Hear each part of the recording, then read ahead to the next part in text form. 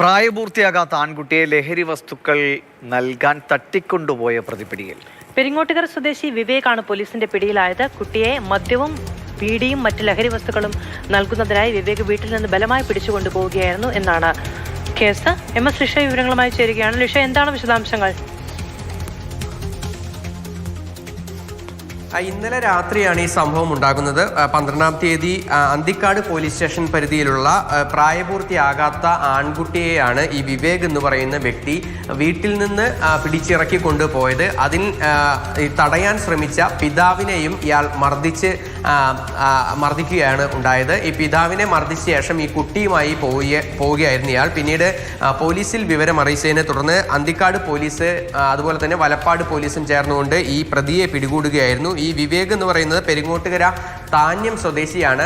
ഇയാൾ നേരത്തെയും സമാനമായ രീതിയിൽ ഈ വിദ്യാർത്ഥി എന്ന് പറയുന്നത്, ഈ കുട്ടി എന്ന് പറയുന്നത് +1 വിദ്യാർത്ഥിയാണ്. ഇത്തരത്തിൽ കുട്ടികൾക്കെല്ലാം തന്നെ മദ്യവും അതുപോലെ തന്നെ ബീഡിയും മറ്റ് ലഹരി വസ്തുക്കളും ഒക്കെ തന്നെ ഇയാൾ കൊടുത്തിട്ടുണ്ട് എന്നുള്ളതാണ് പോലീസ് പറയുന്നത്. അങ്ങനെ ഈ ലഹരി വസ്തുക്കൾ കൊടുക്കുന്നതിന് വേണ്ടി ഈ കുട്ടിയെ നിർബന്ധിച്ച് കൊണ്ടുപോയി എന്നുള്ളതാണ് നിലവിൽ ഈ കുട്ടിയുടെ വീട്ടുകാർ നൽകിയിരിക്കുന്ന പരാതി. ഇതിന്റെ അടിസ്ഥാനത്തിലാണ് അന്തിക്കാട് പോലീസ് കേസെടുത്ത് അന്വേഷണം ആരംഭിച്ചത്.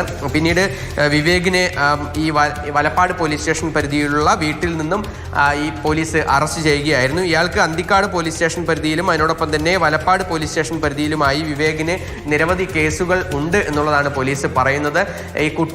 ഈ കുട്ടിക്ക് ഉൾപ്പെടെ നിരവധി കുട്ടികൾക്ക്, അതായത് ഈ +1 +2 ഈ ക്ലാസ്സുകളിലൊക്കെ പഠിക്കുന്ന വിദ്യാർത്ഥികൾക്കുൾപ്പെടെ ഇയാൾ സ്ഥിരമായി മദ്യവും ലഹരി വസ്തുക്കളും നൽകുന്നതായി പോലീസിന് വിവരം ലഭിച്ചിട്ടുണ്ട്. ജുവനൈൽ ജസ്റ്റിസ് ആക്ട് പ്രകാരവും അതുപോലെ തന്നെ SC/ST വകുപ്പ് പ്രകാരവും ഇയാൾക്കെതിരെ, ഈ വിവേകിനെതിരെ നിലവിൽ പോലീസ് കേസെടുത്തിട്ടുണ്ട്.